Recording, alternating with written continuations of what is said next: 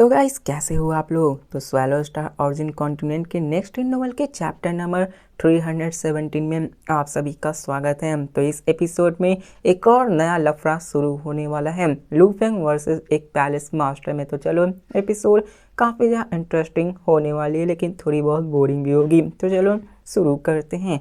तो जैसा कि अभी तक हमने पिछले एपिसोड में देखा कि कैसे लू फेंग ने 15 मॉन्स्टर्स को मार डाला था जो कि कंट्रोल हुए थे, जिसके साथ यहाँ पे युनजियान हॉल के मास्टर भी आकर कहते हैं कि बताओ तुमने आकर वो कैसे कर दिया। वो भी काफ़ी ज़्यादा हैरान थे। अब लू फेंग भी अपने सच्चाई को छिपाता नहीं और ट्रांसमिट करते हुए कहा था कि मैंने रिसेंटली अपने ऑब्जर्वेशन सीक्रेट टेक्निक में ब्रेक थ्रू पाया है, जो मुझे किसी भी प्रैक्टिशनर्स के सोल को देखने में मदद करता है और बताता है कि क्या वो प्रैक्टिशनर्स का सोल किसी के द्वारा कंट्रोल हुआ है या फिर नहीं। जिसको जानकर लॉर्ड युनजियान हैरान भी होते और खुश भी होते और कहते कि क्या तुम उससे सिर्फ एक बार देखते ही पता लगा सकते हो। अब जो low level human life forms के इन्फिल्ट्रेशंस होते थे शहर में, वो 35 मेजर सिटीज में भी एक बहुत बड़ा चैलेंज की तरह देखा जाता था। मोस्ट सिटीज के अंदर तो डिटेक्टिंग एबिलिटीज भी नहीं थी जिससे कि वो पता लगा सके कि यार कोई आया भी नहीं है। वो सिर्फ टाइम एंड स्पेस के क्लूज और उन सारे सीक्रेट्स को डिड्यूस करके कंफर्म कर पाते थे कि हम ये बंदे यहाँ पर आए हुए हैं।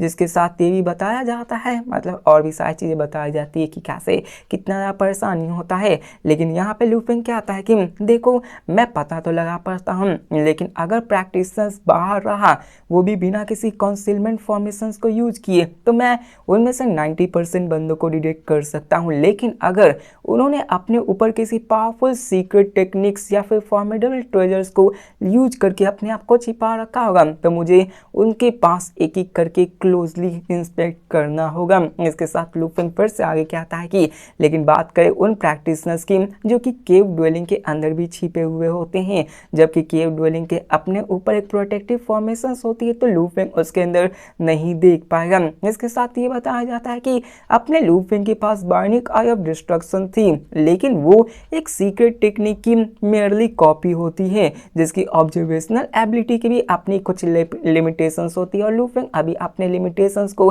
बता रहा होता है। इसको सुनकर लॉर्ड ऑफ युनजियान हॉल कहते हैं कि यार फिर भी क्या हुआ, ये एबिलिटी तो सच में काफ़ी ज़्यादा इनक्रेडिबल है क्योंकि तुम इतनी सारी चीज़ें कर पा रहे हो। यहाँ तक कि डार्क होली रियलम में कुछ ही हैंडफुल ऑफ पावरफुल बंदों के पास ऐसी एबिलिटी मौजूद होती है जो कि किसी के सोल के अंदर झाँक कर दे सकती हैं। यहाँ तक कि मैं जब अपने पीक पे था तो मैंने कभी भी ऐसी एबिलिटी के बारे में मतलब सुना तो था, लेकिन कभी ऐसी एबिलिटी पाई नहीं। जिसके साथ वो ये भी कहते हैं कि पूरे के पूरे 9 रिवर होली रियलम्स के अंदर कुछ एक दो ही इंडिविजुअल्स होंगे जो कि इस लेवल के परसेप्शंस को मैच कर पाएंगे। और इस चीज़ को जानकर लॉर्ड ऑफ युनजियान हॉल काफ़ी ज़्यादा खुश हो जाते हैं। कहते हैं कि जब तक तुम यहाँ पे हो यूना सिटी अब से काफ़ी ज़्यादा सेफ हो जाने वाली है, क्योंकि यार यहाँ पे ऑलरेडी पावरफुल फिगर्स रहते हैं और उनके लिए यही सबसे ज़्यादा डिफिकल्ट है कि low level human life forms कब इन्फिल्ट्रेट करते हैं। लू फेंग रहेगा तो आराम से बता देगा और ये पावरफुल फिगर्स आराम से उन सारे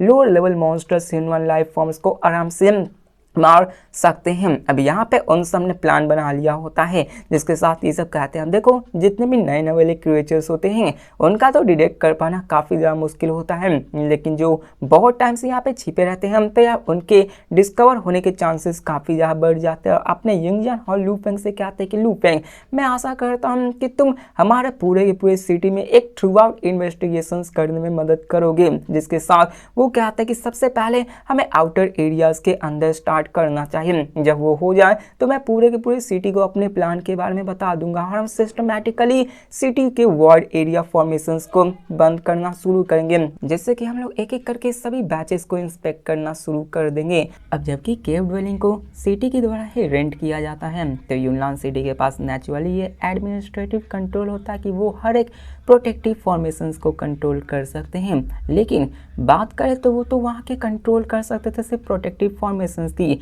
लेकिन अगर उन्होंने केव में खुद के डिफेंसिव फॉर्मेशंस बिछा रखे होंगे और सिटी उन्हें तो डीएक्टिवेट नहीं कर पाएगी तो लू फेंग को थोड़ी मोड़ी प्रॉब्लम तो हो नहीं वाली है, इसलिए उन सब प्रैक्टिशनर्स को भी मैनुअली जाके डीएक्टिवेट ये कराना ही होगा। अब यहाँ पे और भी सारी चीज़ें होती है कि देखो ऐसे ऐसे की जानी चाहिए। अब सिस्टमैटिकली डिसेबल करने में वो बैचेस में करने लेंगे, जिसके साथ वो एक एक करके सबको इन्वेस्टिगेट करेंगे और स्क्रीन करेंगे। और इन सारे सर्कमस्टांसेस में कि यहाँ पर इनमें कुछ बंदे घुस चुके हैं मॉन्स्टर रेस से, तो वो सब अपोज नहीं करेंगे, सब लोग इसके लिए हामी भर ही देंगे। लेकिन यहाँ पे हमें दिखाया जाता है लू फेंग को, जो कि इन सबको सुन रहा था। उसी के साथ लॉर्ड ऑफ युनजियांग फिर से कहते हैं कि मैं सर्टेन हूँ कि low level human life forms हमारे सिटी में बहुत सारे छिपे हुए होंगे। अभी बहुत हद तक हमने कुछ ही ट्रेसेस को ढूंढ पाए हैं, और एक फुल स्केल इंस्पेक्शन हम कर लेंगे तो सिटी काफ़ी ज़्यादा सेफ हो जाएगा। लेकिन लू फेंग को दिखाया जाता है,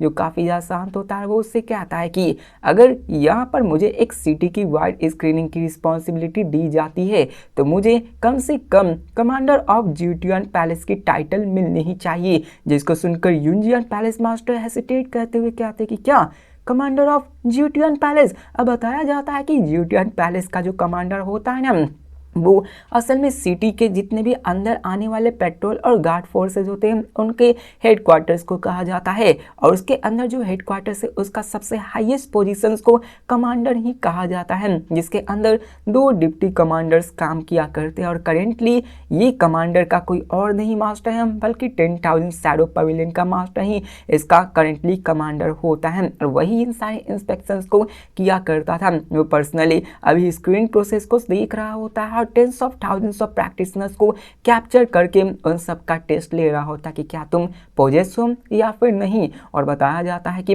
यहाँ पर ओनर ऑफ 10,000 शैडो पवेलियन के पास भी एक्स्ट्रा ऑर्डिनरी मेंटल एबिलिटीज होती है, और वो भी 1-to-1 इनकाउंटर्स में अपने डायरेक्टिंग पोजीशंस की कैपेबिलिटी को दर्शाते थे। जिसके साथ लू फेंग कहता है कि देखो ज्यूटियन पैलेस मास्टर का कमांडर एक प्राइमरी रिस्पॉन्सिबल है कि वो इनफिल्ट्रेट को स्क्रीन करे और यहाँ पर सिटी में छिपे हुए थ्रेड्स को ढूंढ कर निकाले। और जबकि मैं ऐसा करने वाला हूं और मुझे ये रिस्पॉन्सिबिलिटी मिलने वाली है और मुझे आगे चलकर भी ये सब करना होगा फ्यूचर में, तो नेचुरली है कि मुझे उसकी अथॉरिटी की ज़रूरत पड़ेगी ही। इसके साथ लॉर्ड ऑफ युनजियान हॉल इसके बारे में सोचने लगते हैं, क्योंकि वही इन सब को चेंज कर सकते थे। अब युनजियान हॉल के लॉर्ड मास्टर ये भी समझ जाते कि लू फेंग क्या कहना चाहता है। लू फेंग सिंपली कह रहा था कि यार उसे यहाँ का कमांडर बना दो, क्योंकि लू फेंग सिर्फ एक बार काम नहीं करने वाला था, वो कंटिन्यूअसली फ्यूचर में भी मॉनिटर करता जाएगा। जिसके साथ फाइनली लॉर्ड ऑफ युनजियांग कहता है कि ठीक है, बहुत ही अच्छा है। और इस मोमेंट पे वो ऐलान करते कि तुम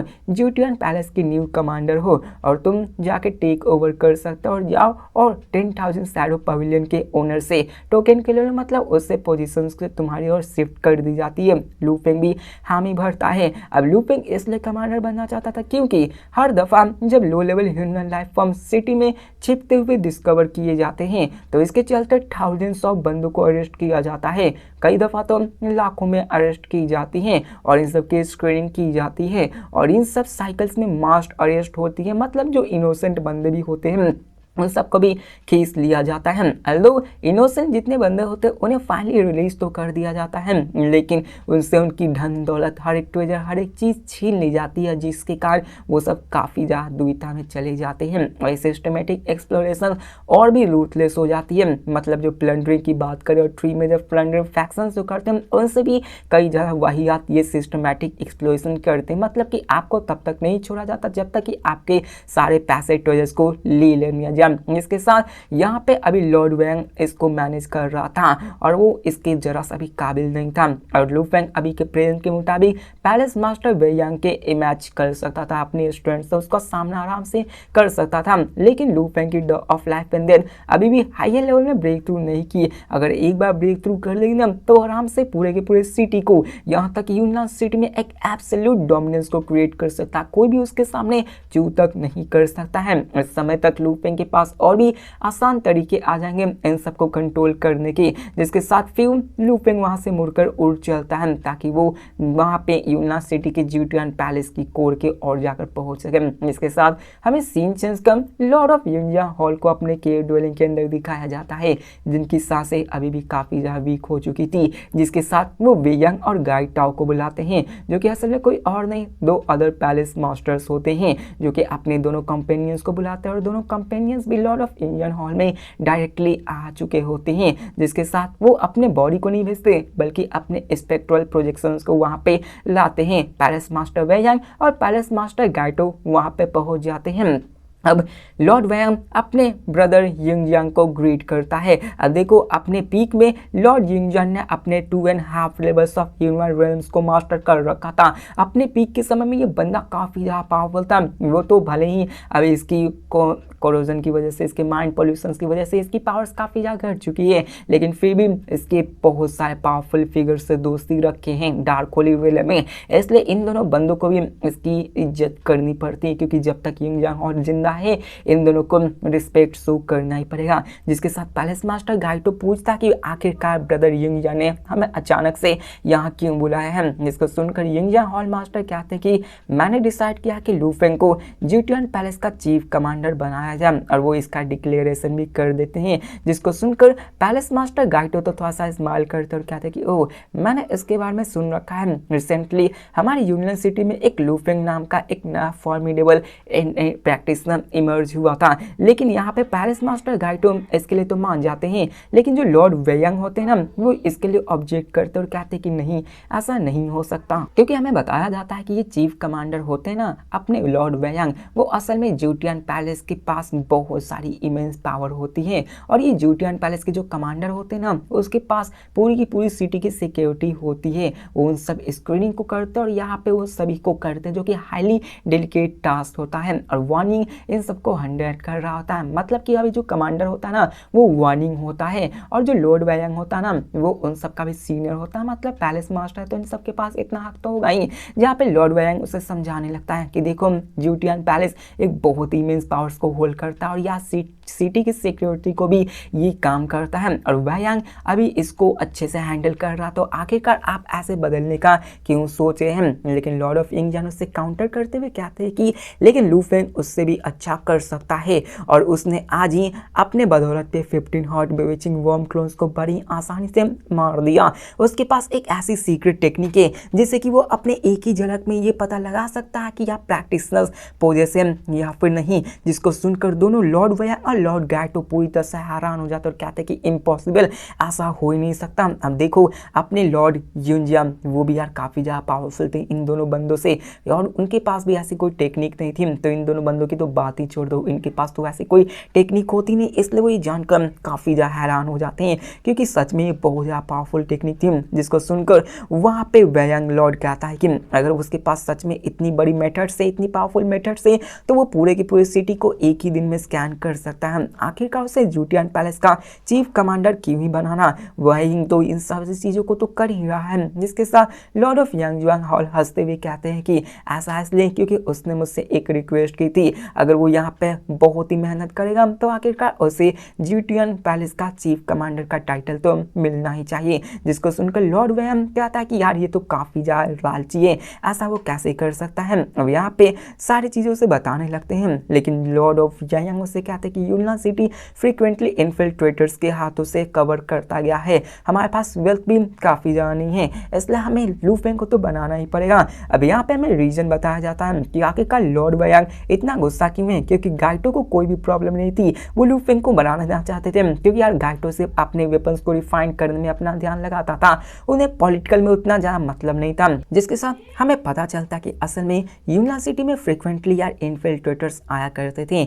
और यार इन्फिल्ट्रेटर्स के पास भी पैसे हुआ करते थे यार, वो सब नंगा पुंगा नहीं रहते थे, उन सब के पास कोई ना कोई ट्रेजर्स और पैसे हुआ करते थे। यहाँ तक कि अगर उन सारे बंदों को, टेंस ऑफ थाउजेंड्स ऑफ बंदों को, प्रैक्टिशनर्स को पकड़ा जाता है ना, तो उनसे काफ़ी ज़्यादा पैसे निकाले जाते हैं, और ये भले ही 10,000 शैडो पवेलियन इन सारे प्रोसेस का ओनर होता है, वाइंग होता है, लेकिन यार इसका जो लार्जेस्ट प्रॉफिट शेयर जाता है वो डायरेक्टली पैलेस मास्टर वैयांग के पास जाता है। अब यहाँ पे लू फेंग चीफ बन रहा होता, चीफ कमांडर, तो उसके पास सारी अथॉरिटी आ जाएगी, लेकिन पहले वैयांग करता था, लूटता था, और यहाँ पे ऐसा वो इसलिए कर पाता था क्योंकि पैलेस मास्टर वैयांग इन सब के पीछे था, कहता था कि जाओ जितना लूटना है लूटो, मैं सब संभाल लूंगा, जिसके कारण यहाँ वो भी लूटता था, और प्रॉफिट अपना मेनली पैलेस मास्टर वैयांग खा जाता है। लेकिन अगर लू फेंग पोजीशन तो ले लेगा तो पैलेस मास्टर वैयांग की एक बहुत बड़ी स्टेडी इनकम का सोर्स खत्म हो जाएगा। जिसके साथ लॉर्ड वैयांग उसका खिलाफत करते हुए कहते हैं कि उसके पास एक क्लेम किया गई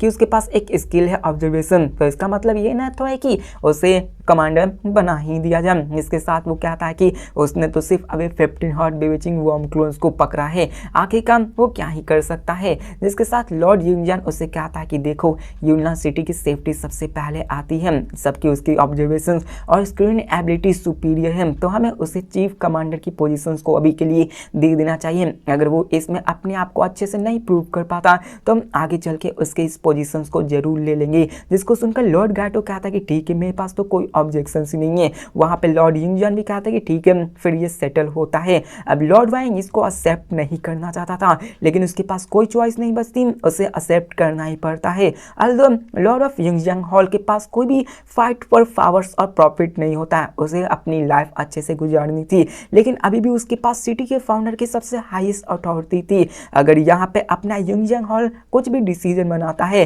तो यहाँ तक कि वेयांग पैलेस मास्टर भी उसको बदल नहीं सकता है। यहाँ पे उसको मनाने की कोशिश करेगा लेकिन वो बदल नहीं सकता है। जिसके साथ लॉर्ड ऑफ वेयांग अपने हॉल में बैठकर अपने ग्रीम से एक्सप्रेशन से सोचने लगता है, क्योंकि यार उसने पहले ही एंटिसिपेट कर दिया था कि लू फेंग आगे चल के उसके लिए खतरा बन सकता है। परहैप्स आगे चल के वो इस सिटी का फोर्थ पैलेस मास्टर भी बन सकता है, लेकिन ये थ्रेट काफ़ी जल्दी आ चुकी। लू फेंग यूनियन सिटी में सिर्फ महज 1500 ईपो से रहा है, लेकिन यार फिर भी उसने अपने इनसाइड पोजीशंस को, चीफ कमांडर के पोजीशंस को सीज कर लिया है, जिसके कारण वेयांग पैलेस मास्टर को काफ़ी ज़्यादा निराशा होती है, क्योंकि यार मोस्ट ऑफ द एल्डर्स वो अपने हॉनरी पोजीशंस को होल्ड करते हैं और यार उनके लिए ये काफ़ी ज़्यादा चीज़ें होती हैं, उनसे उनको फिक्स इनकम मिलती है और पैसे भी बहुत ज़्यादा लूटते हैं। लेकिन यार चीफ कमांडर पोजीशन जूटियान ये बहुत ही इमेंस पावर और वेल्थ को दर्शाती है। प्रीवियसली यूनजांग पैलेस मास्टर ने इसको ऑब्टेन किया था, इन सबको देने को सोचा था, जिसके कारण ये वेयांग पैलेस मास्टर के फैक्शंस के हाथों में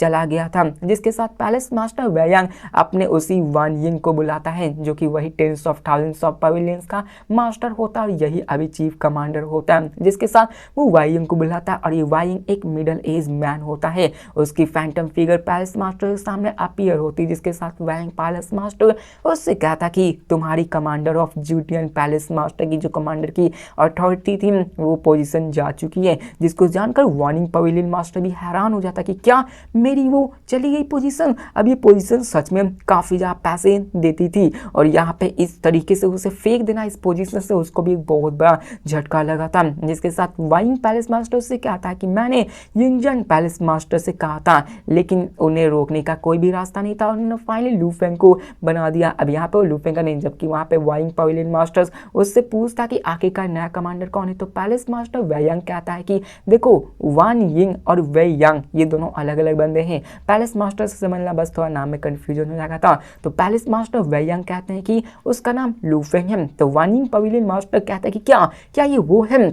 इसके साथ वो कहता कि मैं ऑलरेडी जानता था कि वो एक्स्ट्रा ऑर्डिनरी नहीं, मतलब ऑर्डिनरी नहीं है, वो एक्स्ट्रा ऑर्डिनरी है, क्योंकि उसने इंसेक्ट नेस्ट लॉर्ड को ओवर शैडो कर दिया था। लेकिन मैंने ये एक्सपेक्ट नहीं किया था कि यार वो इतनी जल्दी मूव करेगा और मेरे एक ही झटके में पोजीशंस को ले लेगा। जिसके साथ वो कहता पैलेस मास्टर क्या हम उसे ऐसे ही लेने दे सकते हैं, तो वेयांग पैलेस मास्टर कहता है कि यंगजांग पैलेस मास्टर ने ऐसा नहीं कहा, उसने पोजीशंस को दिया है, इसलिए मैं अभी नहीं कर सकता कुछ भी। जिसके साथ वो कहता कि जाओ लू फेंग को मेरे डोमेन में लेकर आओ, मैं उससे पर्सनली मिलना चाहता हूं, अगर वो इस पोजीशंस को छोड़ना चाहेगा तो पैलेस मास्टर यूनजांग भी कुछ नहीं कर सकते हैं, उनको भी कोई ऑब्जेक्शन नहीं हुआ। तो वानिंग पवेलियन मास्टर कहता कि ठीक है। अब देखो वानिंग पवेलियन मास्टर और ना ही वान यिंग पवेलियन मास्टर, मतलब वेयांग पैलेस मास्टर ना ही वानिंग पैलेस पवेलियन मास्टर, ये दोनों इतने बड़े और लग्जरियस से पोजीशंस को जाने देना चाहते थे, क्योंकि यार वो कैसे भी करके इस पोजीशंस को हथियाना चाहते थे। जिसके साथ हमें यह बताया जाता कि जूटियन पैलेस असल में यूनियन सिटी का बहुत ही बड़ा कोर होता है। जिसके साथ सीन चेंज कर हमें उसी जूटियन पैलेस के अंदर का सीन दिखाया जाता है, जहाँ पे एक बहुत बड़े नंबर्स ऑफ पेट्रोल गार्ड्स और टीम्स को दिखाया जाता है, जो कि प्रिजनर्स को वहाँ पे कैद किए हुए थे और यहाँ पे उन सबको बैठाए हुए थे। अब ये सारे बैचेज आए हुए थे जूटियन पैलेस मास्टर्स के अंदर ही, और इन सबको सस्पेक्ट में रखा था क्योंकि ये सब इन्फिल्ट्रेटर हो सकता है, उनके कनेक्शन दूसरे से हो सकते हैं। अब इन सब बंदों के पास भी कोई चॉइस नहीं होती, बस वहाँ पे बंद होकर अपने आप को वैसे ही रखना सकते हैं। जो भी जूटियन पैलेस मास्टर में जाते थे ना, वो रेयरली वहाँ पे अनएस्केटेड आते थे, यहाँ तक कि वो सर्वाइव कर जाते थे, लेकिन वो उनके पास से हर एक चीज़ चले जाते थे। जितने भी बंदे डिटेन्स हुआ करते थे ना प्रिजनर्स में, उनकी किस्मत ऐसी ही थी। जहाँ पे सीन चेंज करा में जूटियन पैलेस के पास फाइनली लू फेंग को दिखाया जाता है, जो कि वहाँ पे पहुँच जाता है और एक मिडल एज जो कि अपने सब ऑर्डिनर्स को लीड करते हुए वहाँ पे आता है। वो उसे कहता कि ब्रदर लू फेंग, और ये कोई और नहीं वार्निंग पवेलियन मास्टर्स का बंदा होता, मतलब वही वार्निंग होता है। इसके साथ लू फेंग भी उसकी तरफ कोल्ड से देखता है कि क्या वार्निंग। अब यहाँ पे लू फेंग वार्निंग से काफ़ी ज़्यादा नफरत करता है, क्योंकि यार ये बंदा काफ़ी ज़्यादा स्कम टाइप है। अगर लू फेंग के पास पावर होती ना, वो तो कब का ये इसको मार देता। जिसके साथ वार्निंग पवेलियन मास्टर लू फेंग को तो देखते हैं कि लू फेंग उसके प्रति काफ़ी ज़्यादा गुस्से में है, और यहाँ पे वो कहता है फिर भी कि यहाँ पे हमारे पास ऑफिशियली, मतलब मैंने सुना कि तुम्हारे पास फाइनली ऑफिशियली मेरे पोजीशंस आ चुकी, तो मैं इस पोजीशंस को तुम्हें देने के लिए आया हूँ, और इसलिए यहाँ पे लू फेंग को भेजा भी गया होता है। जिसके साथ वो कहता है कि ये पोजीशन सच में काफ़ी ज़्यादा रिस्पॉन्सिबिलिटी को रखता है, इसलिए मैं इसमें पूरी तरह से अपने दिलो जान लगाकर काम करता था। तो यार वो लू फेंग को भाषण देने लगता है, लेकिन लू फेंग कहता है कि मैं समझता हूँ। जिसके साथ वहाँ पे वो फिर से कहता है कि एक और इम्पॉर्टेंट मैटर है। वार्निंग पवेलियन मास्टर कहता है कि वेयंग पैलेस मास्टर ने मुझसे कहा कि वो तुमसे मिलना चाहते हैं उनके डोमेन के अंदर, ताकि तुमसे कुछ डिस्कशंस किया जा सके। तो आखिरकार क्यों ना अभी हमें चलना चाहिए। ये सुनकर लू फेंग को काफ़ी ज़्यादा गुस्सा आता है, क्योंकि यार उसने ऑलरेडी एक्सपेक्ट कर रखा था कि वेयंग पैलेस मास्टर इसको ऐसे नहीं जान दे सकते हैं। लेकिन लू फेंग के लिए जूटियन पैलेस मास्टर कोई, मतलब जूटियन पैलेस कोई एक एक्सप्लोरेशन का टूल नहीं था। यहाँ पे लू फेंग असल में इन सभी प्रैक्टिशनर्स की जान बचाने के लिए आया था, क्योंकि इन सबको लूटा जाता था। लू फेंग को इससे सख्त नफरत थी कि यार कमजोरों को तुम लोग ऐसे ट्रीट करते हैं। जिसके साथ लू फेंग कहता है कि मैंने आज ही ये पोजीशंस लिए हैं, इसलिए यहाँ पे जितने भी अर्जेंट मैटर्स है तो मुझे वहाँ पर जाना है और थाउजेंड्स ऑफ डिटेन प्रैक्टिशनर्स को स्क्रीन करना है। मैं जब काम पूरे कर लूँ तो वह पैलेस मास्टर से जाके मिल सकता हूँ। जिसको सुनकर वार्निंग पवेलियन मास्टर काफी गुस्से में कहते कि लू फेंग, और वो लू फेंग के रास्ते को ब्लॉक करते हुए कहता कि क्या तुम सच में वेयंग पैलेस मास्टर को वेट कराना चाहते थे। लेकिन लू फेंग उससे गुस्से में कहता कि सामने से हटो, ये जूटियन पैलेस है, क्या तुम अपनी कमांडर के अथॉरिटी को चैलेंज कर रहे हो। जिसके कारण वहाँ के जितने भी पेट्रोलिंग टीम्स होते हैं वो सभी स्टन हो जाते हैं। सब लोग सोचने लगते हैं, लेकिन वो लोग अपने आप को पीछे ही रखते हैं, क्योंकि लू फेंग यहाँ का भी कमांडर होता है। जिसके साथ वेयंग पैलेस मास्टर कहता कि बहुत खूब, मैं तुम्हारे इस शब्द को वेयंग पैलेस मास्टर तक ले जाकर जरूर पहुंचाऊंगा। और जिसके साथ वो वहां से निकल पड़ता है, मतलब चला जाता है अपने उसी वेयंग पैलेस मास्टर से बात करने के लिए। जिसके साथ लू फेंग आगे बढ़ता है, उसी ग्रैंड एंट्रेंस के पास जाता है जहाँ पे गेट्स पे गार्ड्स मौजूद होते हैं। और जैसे ही वहाँ पे लू फेंग जाता है, सारे बंदे अपने लू फेंग को कमांडर कह के ग्रीट करते हैं। और इसी के साथ हमारा ये एपिसोड खत्म होता है। तो मिलते हैं नेक्स्ट वीडियो में, तब तक के लिए और देखते कि आगे क्या होने वाला है। यही नया बखेरा था। अब देखो जो एपिसोड्स आएंगे स्वैलो स्टार की, वो अभी 7:30 से लेकर 7:40 तक में आ जाया करेंगे, क्योंकि यार मेरी रेगुलर क्लास हो चुकी है 4 से 6 बजे तक, और उससे पहले भी ये एपिसोड्स जल्दी नहीं आते। इसलिए मैं कहता हूँ कि यार थोड़ा सा वेट करना, 7:30 तक वीडियोज़ आ जाएंगी। तो मिलते हैं नेक्स्ट वीडियो में, तब तक के लिए बाय।